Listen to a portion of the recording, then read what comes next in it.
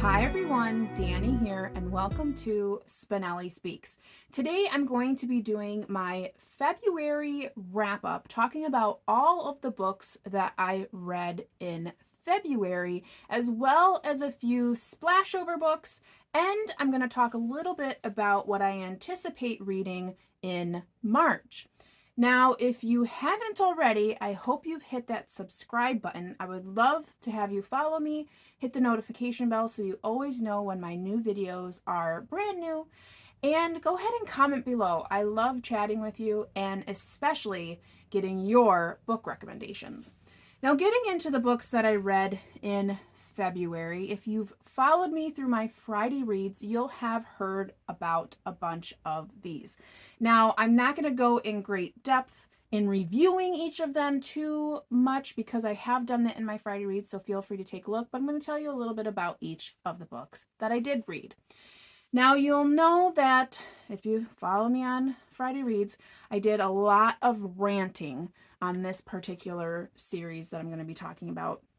And I did ultimately decide to DNF the series at book 7. And the series I'm talking about is Zodiac Academy. Now, these books are among several different series that connect. I believe in all there are like 23 books. I was solely reading this primary series, I guess you could say, that follows twins, Tori and Darcy, who are foster kids, and they come to find out that they are not actually human. They are fae. They are brought into the fae realm, and they are attending this Zodiac Academy, which is a college for fae. You are awakened. That's the first book for your powers, which are elemental: air, water, fire, earth. And some fae have 1, some have 2, and as we learn, some have more than that.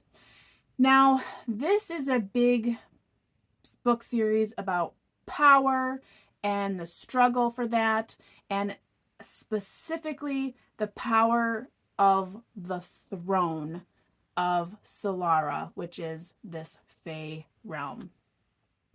And when the twins were outcast into the human realm, because they are actually royals, they are princesses, and their parents were murdered. So they were outcast prior to, and that might be a little bit of a spoiler, but obviously they're back. So someone sent them into the human realm to maybe save them. And since then, there's not the king and queen ruling over Solara. It's actually a council of 4 people. And then their heirs, so their kids, are going to ascend. Now, those 4 heirs are 4 boys or men or bullies, because that's what they do. They spend the entire first book and some thereafter harassing and assaulting and just bullying, almost killing these 2 girls. Now, I don't like bully books. I don't like bullying. I don't like any of those things. But the reason why I kept reading from that first book, which was just horrendous, is because I wanted these girls to get their revenge. And in the second book, which is called Ruthless Fae, you think that's going to happen, and the things that they do to the boys, yeah, they're like pranks, and the men don't take it very well. But I don't feel like it's to like the depth of horrible bullying that they succumbed in the first book. But I kept reading because then there was a couple, a love affair happening that I was like, I'm very interested in that. So I kept going into the third book. I can't recall what that's called because they all just start to mesh together. And I'm starting to realize a pattern. Throughout all of the books, the writing was not good. And especially the editing was terrible. And for me, I'm like, oh, maybe the first book is like that because it's the first in this series. I don't know. I'm not following these authors closely enough to know where their writing should be. And I'm like, it'll get better. It does not get better. It actually gets worse the farther you go. And the farther you go, the more regurgitation of scenes are happening, the more like borrowed ideas or stolen ideas from other book series are happening, and like nothing is really progressing. And it's a 9-book series, so by the 7th book, and a lot like happens, but it also is very stagnant. By the 7th book, I had done my Friday reads, and me explaining the books turned into a complete rant. I will commit to that. I ranted. And in that, I had to step back and take a moment and say, do I really want to continue this series? It's doing nothing for me. I'm just getting angry a lot because of the writing and the editing and how no one is changing and everything is just the same and the same and the same. And finally, 200 pages into the 7th book, I called it quits.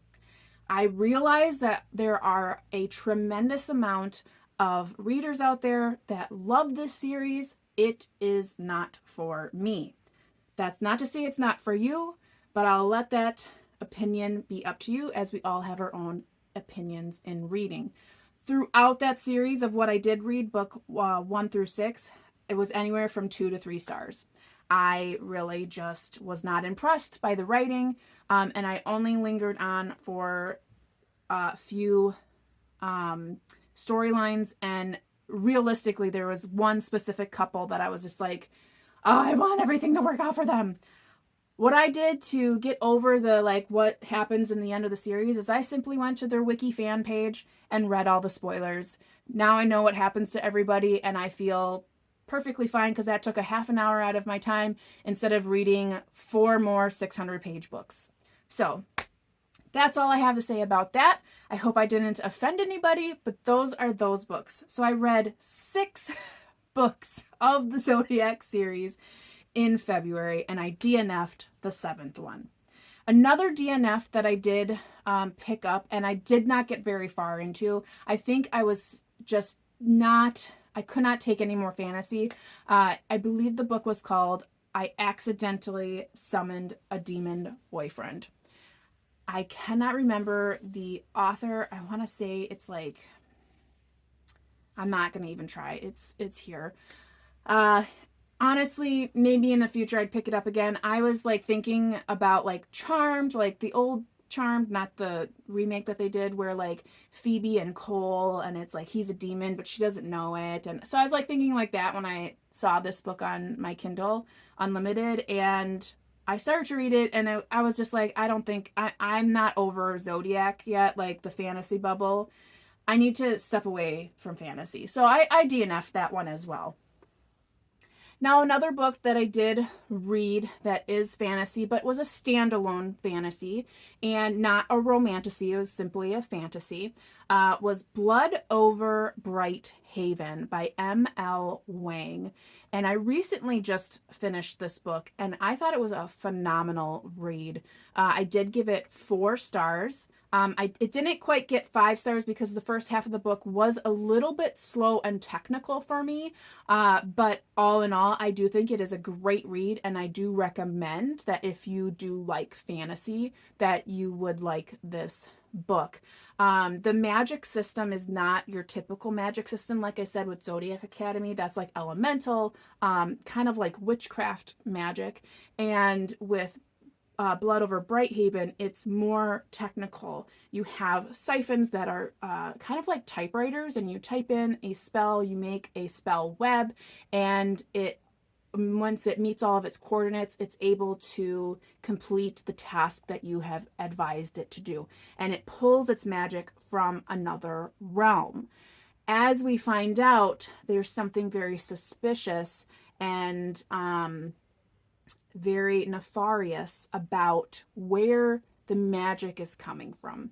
And the magic is used to move trains, to have hot water, to do any of your normal things in our human realm, our reality realm of like how we've had ingenuity, invention, that kind of thing, steam, electricity, that kind of stuff.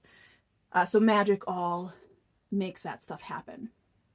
Now, what's really unique about this book, and what most of us know from being readers, is when we read fiction, when we read fantasy, when we read any kind of book that isn't a nonfiction book, there's a lot of life lesson. There's a lot of morals, and there's a lot of allegory. There's a lot of information that we collect that helps us understand our own worlds, right? And that's the big argument regarding like reading fiction versus nonfiction. A lot of times we see being demonized as far as like not reading nonfiction, we're not learning anything. When in fact, there are tremendous amounts of information and knowledge that we can gather, especially regarding the human condition, from reading fiction. And this is one of those books. It really talks and digests and emphasizes, reflects the human condition, especially when it comes to discrimination, when it comes to political unrest, the social, cultural differences between people. I think it was an excellent book that really targeted all of those areas, especially when it comes to what you think you know and how that affects how you treat other people. We have a main character who is a mage, a high mage. She is the first female to become a high mage, and she thinks she's going to change the world with her magic. And it turns out her whole world is going to get turned upside down when she realizes what the world is really all about. And there's another people, the Quinn people, who have come from other outside of the city, who are considered less than. They're not even like second-class citizens. They're just not citizens at all. So they're taken advantage of in like work camps, and they're not allowed to do anything really. They don't get education, nothing. They're literally just bodies that are used. And she ends up working with one man who ends up kind of changing her mind in a lot of areas. And it just is such an elaborate story of perception and empathy and compassion. And it's so good. And to be in a fantasy book, I can say when I first started this book, I was blown away by the first chapter. I couldn't believe what I was reading. And then it like turns to a different perspective 10 years later, and you're like, what is happening? And you come back around to what happened in the beginning and how that affects what's happening now. And the ending is so amazing, and it really makes you think about our own reality and how poignant this ending is to what we face every day. So anywho, I highly recommend that book. I think it's a great reflection, and could potentially help readers become more empathetic and compassionate and understanding, and make changes, and be the change, and understand that sacrifice is a part of that. So anywho, great book, 4 stars. I highly recommend that read. I read it in audio. However, I don't not recommend the audiobook, but I feel like there are things that you would see written that would make a little bit more sense if you had a physical copy in front of you. Another book that I finished with DoubleBookedCo, my book club that I run with Laura over at Book Bubbler, we read The Beginning of Spring by Penelope Fitzgerald. And this is a book that takes place in Russia in the early 1910s.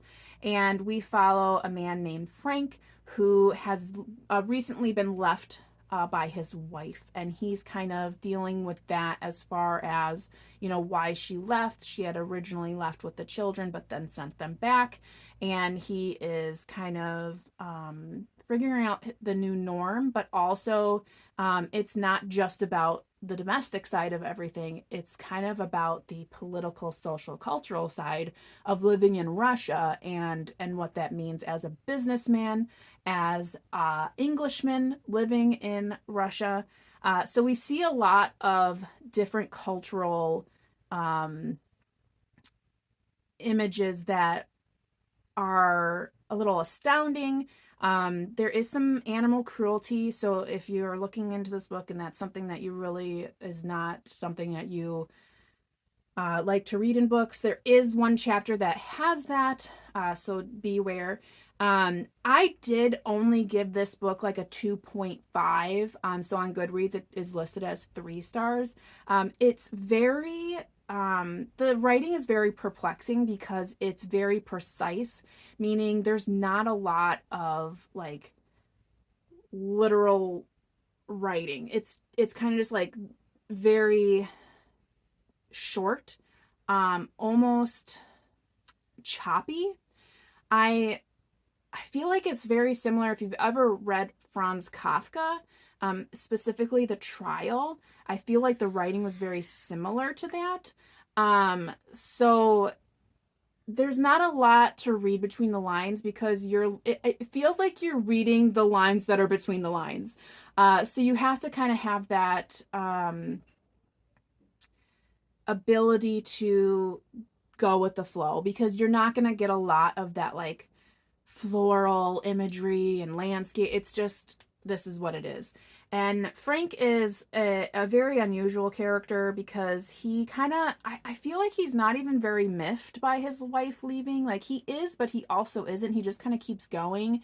And the book is very much more about the Russian exchange of like as a business owner, and there's a lot to be said about people and their rights, and what it's like living there, kind of always on the edge. Like I feel like we were always concerned that something bad was going to happen and that there was no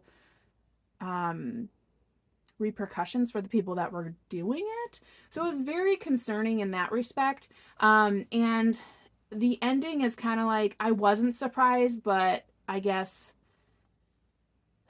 it was kind of very blunt.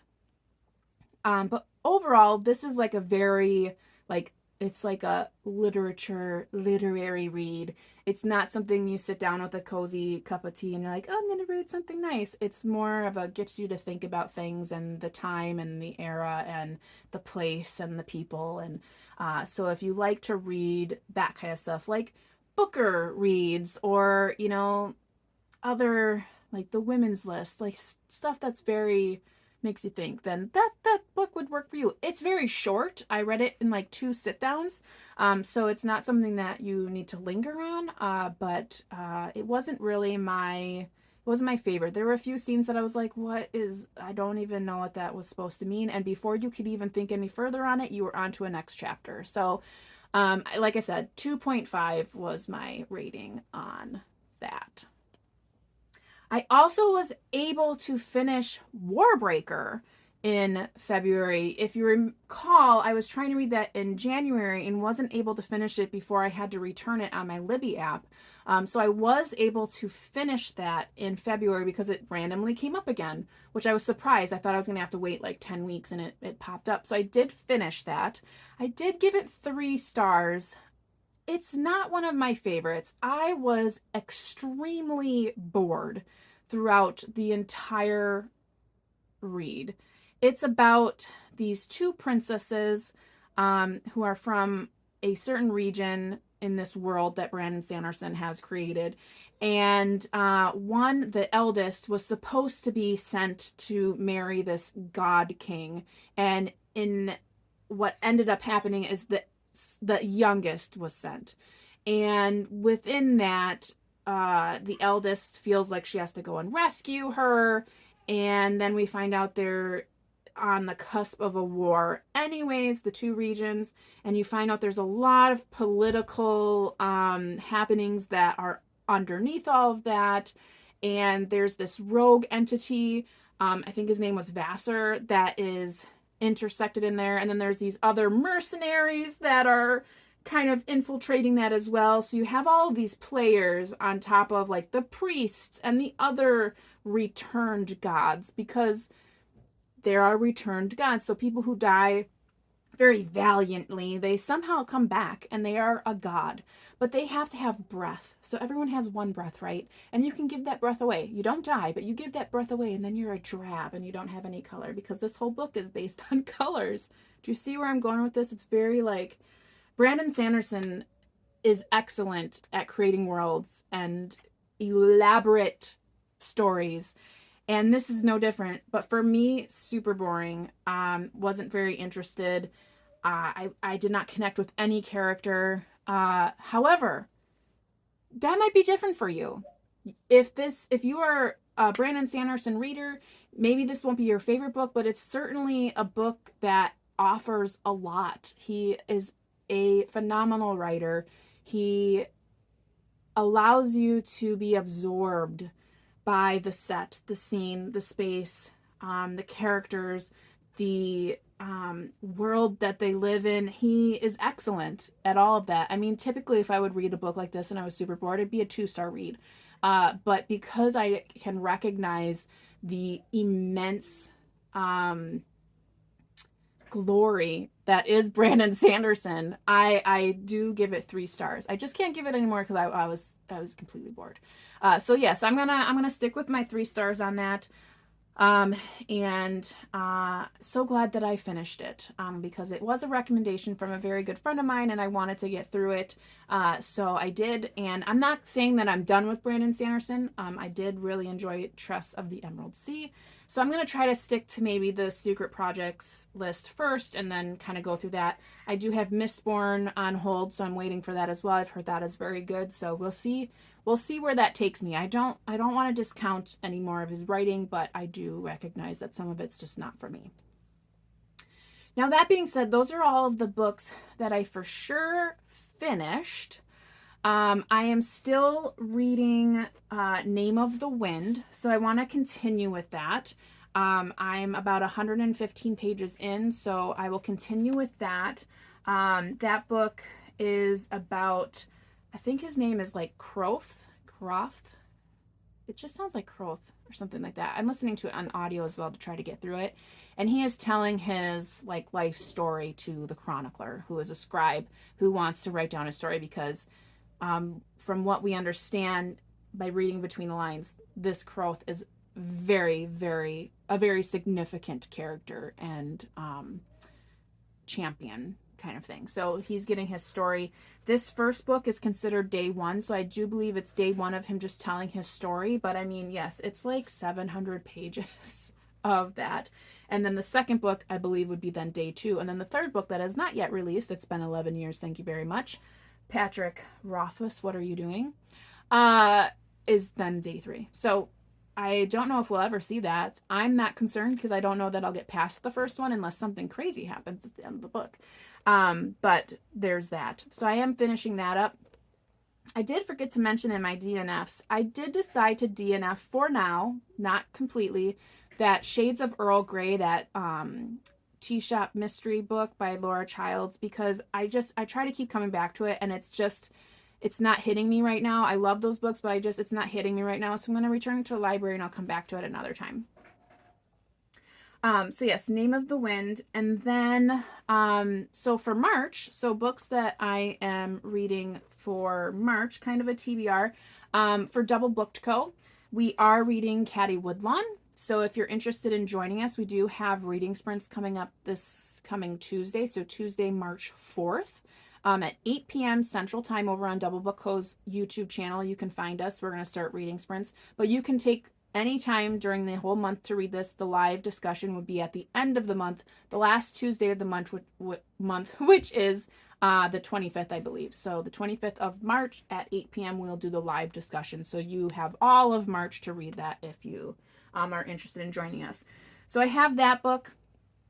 I did pick up a few books from the library. The Evolution of Calpurnia Tate. I don't know if I'm going to get to that one because after I picked it up, I'm like, I don't know if I'm really interested in that.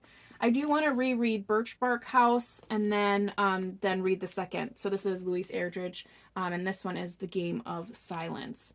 On my Kindle Unlimited, I did start reading the first in the Kane Chronicles by Riordan. And that he's the writer of Percy Jackson. So I started that book. This is more revolves around Egyptian history. So I'm about 4 chapters into that. It reads identically to Percy Jackson, really excellent history findings, and you really get absorbed into the story, and I like that a lot. So I'll probably try to read that whole, I think it's a trilogy. So I'll try to read all that if it's available to me on Kindle Unlimited.